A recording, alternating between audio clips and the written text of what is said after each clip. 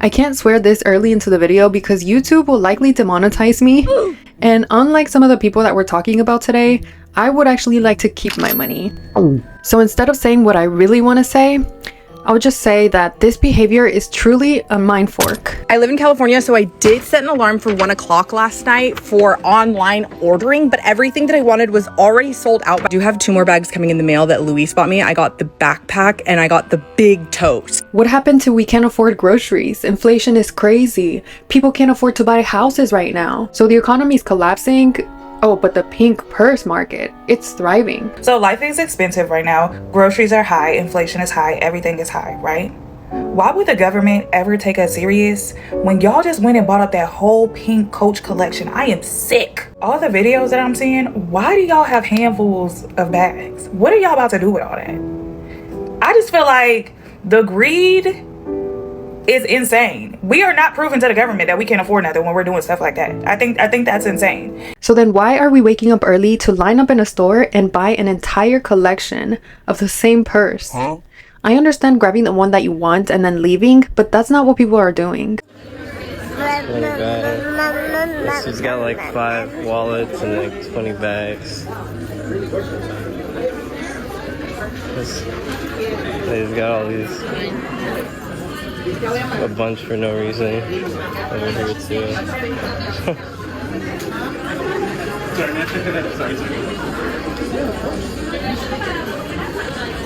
This poor guy just wanted to get one purse for his girlfriend, and he walked into what looks like the toilet paper aisle in 2020. We're panic shopping for handbags. He can't even get one because people are going in there and buying all of them. I know this will offend some people, but I have to call it what it is. This is greed and overconsumption. It's bad for the planet, it's bad for your wallet, and people literally go into debt trying to keep up with trends like this. And for what? To own 8 of the exact same purse in different shapes and sizes? Just a reminder to all my girlies, never go into debt for any materialistic item. Also, not dipping into our savings to try to pay for any of this, unless you've been actively saving for whatever it is that you're buying. Sometimes I get weird posting big hauls because I don't want to promote consumerism, nor do I want to promote debt. But just be smart with your money. No one has to know about your finances, but just be smart. I was able to get everything that I wanted. I spent way too much money. Like, I'm so done shopping, y'all. Like, I'm not even joking. Like, I need to get a second job and pay back all of these bags because what the f. But I'm happy that I got what I needed. If someone has the money to buy things that make their life better and more enjoyable, then yeah, why not? That's what we work so hard for, to have a good life. A little variety is nice. I'm not saying everyone needs to become a minimalist and live in a white room with one singular fork, a chair, and a mattress. Let's not go the other extreme either. But nobody needs this much stuff. At some point, you have to realize that you're not doing it to improve your life. You're not purchasing stuff for the convenience of it. You're purchasing all this stuff just to get a quick dopamine hit. My coochie right now is getting some tingles because she's so excited. And once the excitement wears out or the trendy stuff goes out of style, it'll probably end up either in the thrift store or in some landfill.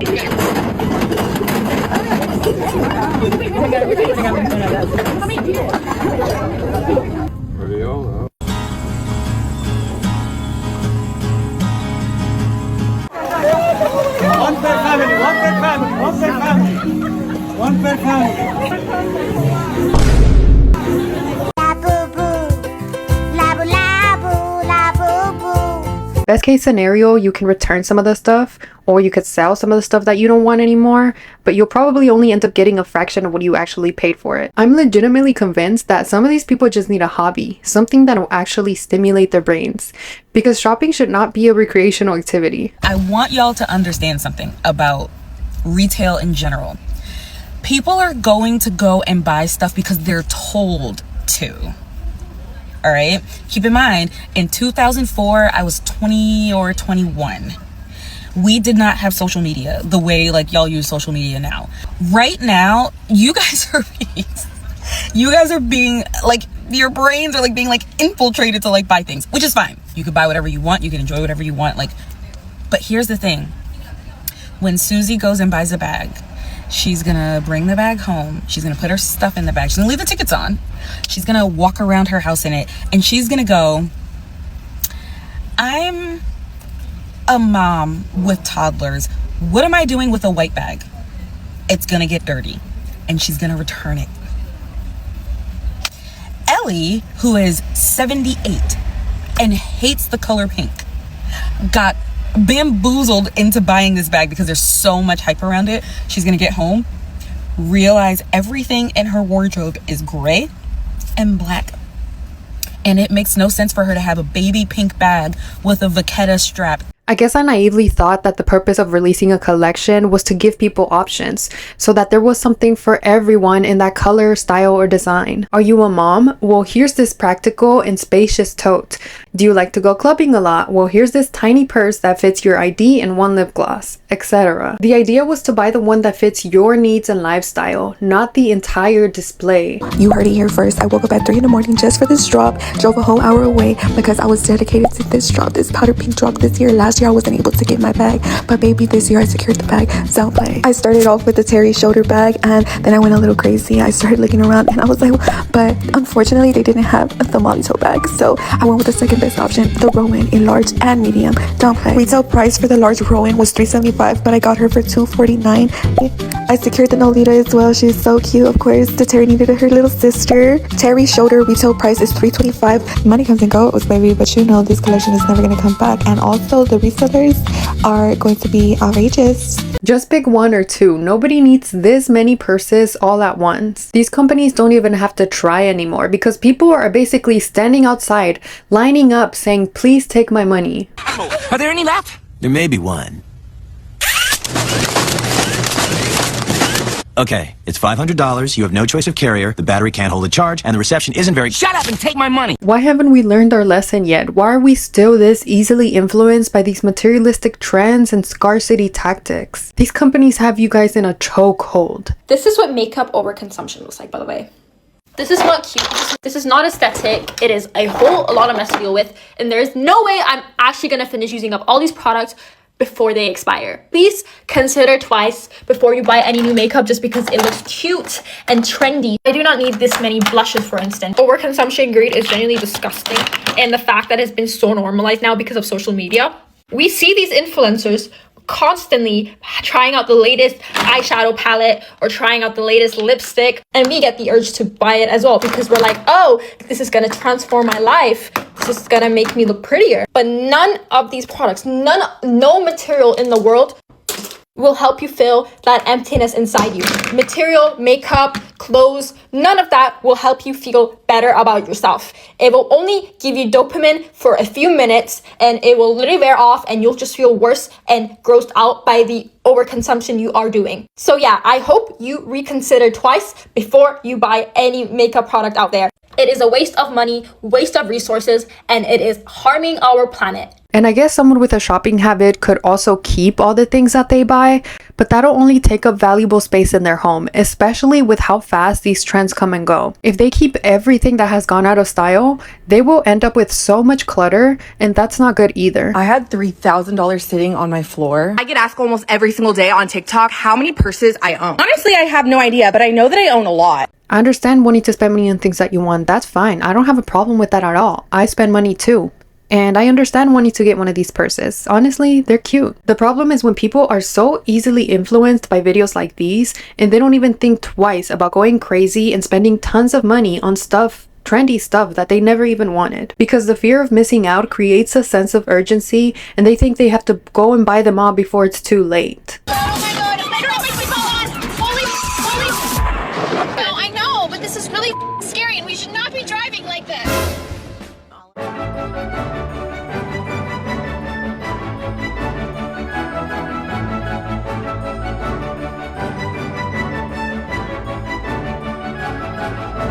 When I first learned about these powder pink Coach purses, my first thought was, okay, maybe this is the first time that Coach comes out with a pink purse. That would explain the chaos. So then I went on Google and I searched pink Coach purse.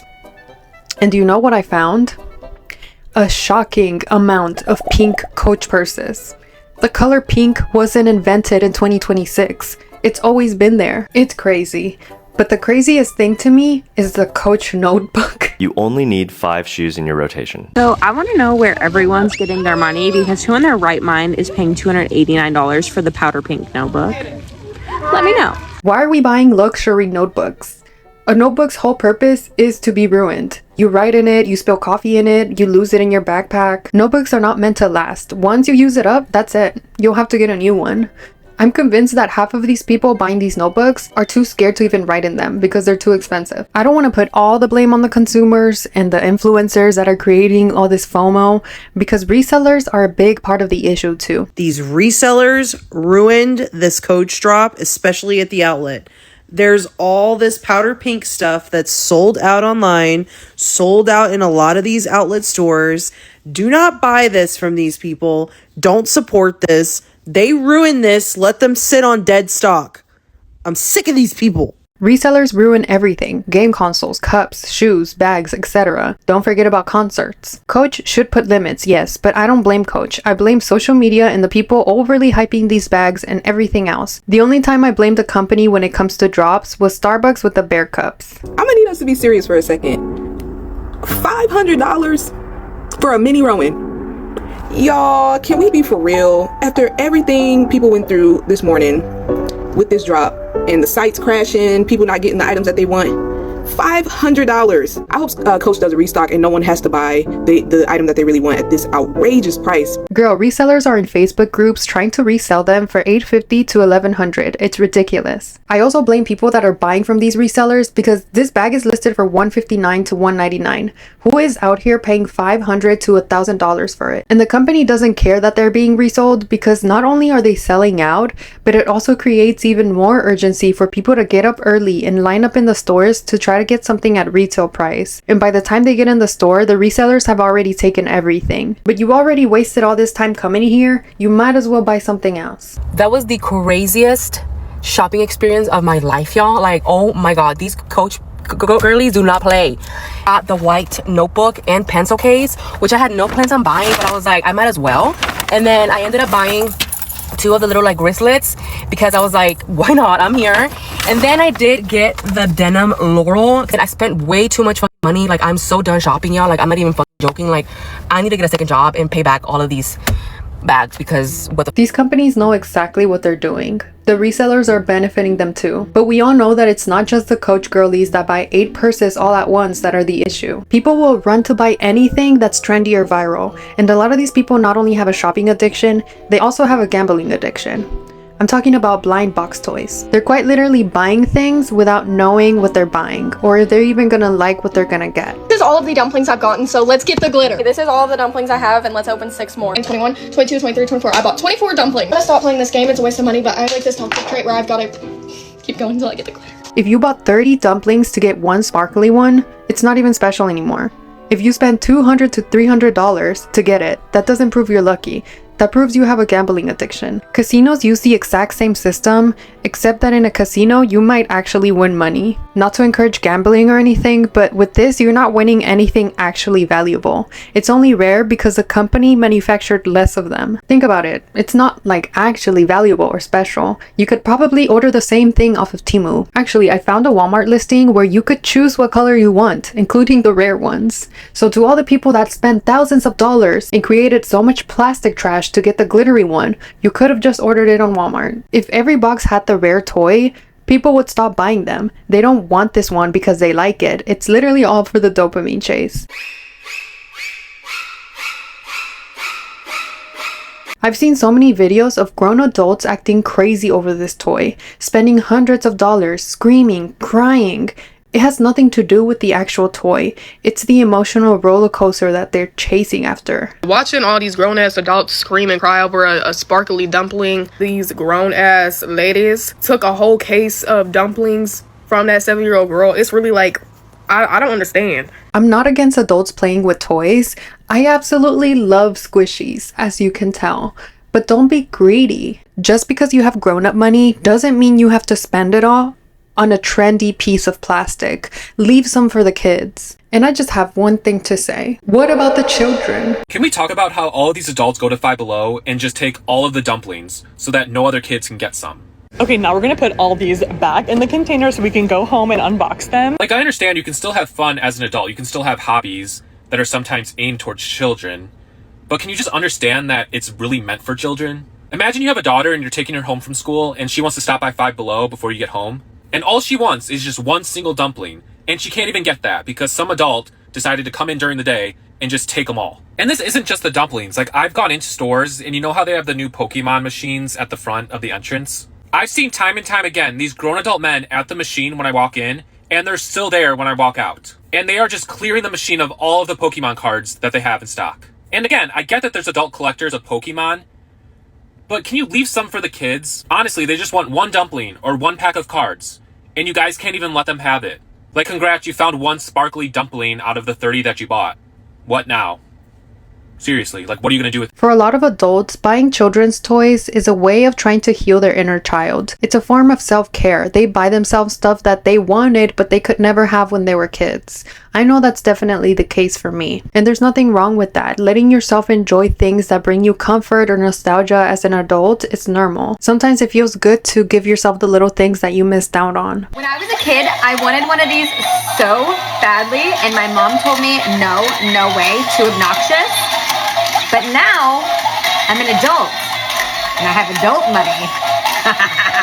I'm not judging adults that like children's toys. The problem is the sheer overconsumption of it all. Buying hundreds of them just because you can, clearing the shelves, and leaving none for the people that the product was originally meant for, which is kids. Now you're just collecting for the sake of collecting or for chasing trends. As a wise woman once said, you're gonna want to sit down for this one. I'm not even trying to be dramatic, but the dumpling squishy trend is giving consumerism in its final form. So many of you guys have asked me to talk about these dumpling squishies, and I have finally seen enough. It is fascinating the amount of adults I've seen get on this app and film a dumpling squishy haul, which usually contains about 5 to 10, and they get genuinely upset when they don't get the rare dumpling. What I've gathered about these dumplings is there's always a rare one in the batch. Like, they just did a Valentine's Day edition. I know they've had a glitter dumpling that was a big one. They've had like a holographic dumpling. Anyway, so the point is to get this rare dumpling. You have to buy so many dumplings to get the rare one. It's like the lottery. Then you just end up with hundreds of these squishy dumplings in pink, yellow, blue, purple. And like, what are you guys doing with them? And you might be thinking, well, hundreds, that's dramatic. No way these people are buying hundreds of dumplings. Oh yes, they are. This girl has a 77-part dumpling series, and someone stopped me before I make a dumpling spreadsheet because I tried to do the math. In part 17, she said that she has almost spent $4,000 on dumplings trying to get the glitter dumpling. Almost $4,000. She's only one of so many people posting about these dumplings. And I just have a question for all of them. Are you guys homeowners? And like, what's the return on investment here? The rare dumplings really aren't worth much. So no wonder you don't ever see kids doing these unboxings, because the kids can't ever get them. There's a difference between buying something because you enjoy it and just plain hoarding stuff. And adults already have enough things for themselves. They don't need to be taking over spaces and hobbies that were originally meant for kids. I don't even have kids, but I do have nephews and nieces, so I can relate to people that have kids. And it makes me really sad to think that kids already have way fewer spaces than they used to. When a lot of us were growing up, kids had entire worlds that were just for them. Toy stores, arcades, cheap hobbies, malls, after school activities, comic shop, parks, hanging out places, tons of spaces just for kids. And a lot of that has disappeared. Most toy stores are closed, malls are dead, everything has moved online. I don't see kids playing outside nearly as much as I used to. Kids don't even know how to play outside anymore. And a lot of hobbies that used to be cheap are now insanely expensive. Now we see kids gravitating to spaces like this in the mall. But there used to be places like this for kids. Kids were able to learn vital social skills in spaces like this. But now with those same spaces looking like this, how are children supposed to socialize themselves without bothering the child-free adults around them? As establishments gravitate away from kid-friendly offerings to tablets and screens that can be utilized by children and adults, we can see that it's not just an individual parent's decision to give their child an iPad that's the sole contributor to the lack of social awareness that their young child is having. Remember midnight releases? Before streaming and digital downloads became mainstream, it wasn't uncommon for places to do midnight releases for things like video games and movies. These experiences allowed kids to exist in the world after hours. They got a glimpse of what life looked like outside of just their homes at night. And it wasn't uncommon for kids to experience things like live music in spaces that are safe and familiar, like a mall food court. Even kids that did grow up with technology usually did so with more rudimentary devices like the iPod. Now it's like, why buy your kid an iPod? You can just give them a phone, which can do everything. Though fun, a lot of the apps we used to play were kind of skill-based. Like there was definitely less brain rot in games like Temple Run and Angry Birds than a lot of these here. Children are just simply not as welcomed in public as they used to be. There even used to be a daycare center at the grocery store my parents shopped at when I was younger. And I'm pretty sure it was free for at least an hour. So why do the few things that are still left for kids get turned into viral trends that get taken over by adults? And you could say, well, trends come and go. Why does it matter? The hype will die down and then the kids can have their turn. Sure, yeah, the kids will eventually get their hobby back, I guess. But I'm not just talking about the viral dumplings. The exact same patterns happens every single time. First, something small becomes very popular online, then adults with adult money flood the market, the shelves get cleared, then the resellers show up, the prices skyrocket, and now the thing that was supposed to be a fun little $10 toy or a collectible becomes a $200 scarcity thing. That's why it's so frustrating, because the only people who can realistically participate in it anymore are the grown adults with disposable income. Meanwhile, the actual kids that the product was originally designed for walk into the store and the shelves are empty. Like, just imagine being 9 years old and wanting the toy everyone at school has and everyone is talking about, and then when your parents take you to the store, there's nothing left because some adult bought 40 of them to open on TikTok. That's weird. But we're seeing it happening with everything now. Blind box toys, Squishmallows, Labubus, trading cards, limited edition toys, coloring books, Neato squishies. I have seen so many resellers on Facebook for these Neato squishies that are in Walmart, mind you, for like $5. Even things like slime and craft kits. These things were supposed to be small, fun hobbies for kids. Something a kid could save up their allowance money for. No wonder the kids just play on the iPads all day now. Because we as the adults don't know how to act and be mindful about products for kids. All they care about is rarity and resale value. Am I the asshole for not making my daughter switch back a gifted Labubu with her younger cousin after her uncle found out the one my daughter gained in the swap is rare with a high resale value? Oh my god. Oh my. My daughter, Sophia, 12, and her cousin, Martina, 6, were gifted blind box Labubus as part of their Christmas gift from my other sister, Sarah. Martina got a brown one, and Sophia got a pink one. Martina immediately wanted the pink one, and Sophia offered a trade because she already has the pink one and was hoping for the brown one. Martina's parents found out from talking to someone that the brown Labubu is apparently a rare, secret version that can sell for $250+. Once they learned that, they said me and the girls needed to switch back and Sophia was to return the brown one immediately. It feels like Maria and Jose only want the brown one back because they can sell it and then pocket the money. Sorry. Jose even called Sophia a manipulative bitch, which I think is a reach when Sophia didn't know it was worth a lot of money. And then, of course, like we've already seen, when something goes viral, people start panic buying. Then the companies notice that panic buying makes more money. So what do? They manufacture even more scarcity, more rare items, quote unquote rare items, in limited edition drops. And I'm telling you, it's that dopamine hit. And again, the people who can keep up with that cycle are adults with money. But kids also deserve to have hobbies that are just fun and cheap. And not to mention that this whole manufactured scarcity, I think, is a big part of the reason why people are starting to feel so burnt out with consumer culture. It's the overconsumption, the trend chasing. Everything now is either a resale item or a viral trend that you have to fight 30 people for. Alright, that's all I got for you today. If you enjoyed the video, please don't forget to subscribe and give me a thumbs up. And if you missed my last video, I'm gonna put it up here on the screen, so I'll hopefully see you over there. Alright, bye. What the oh my gosh, I wasn't recording. No video.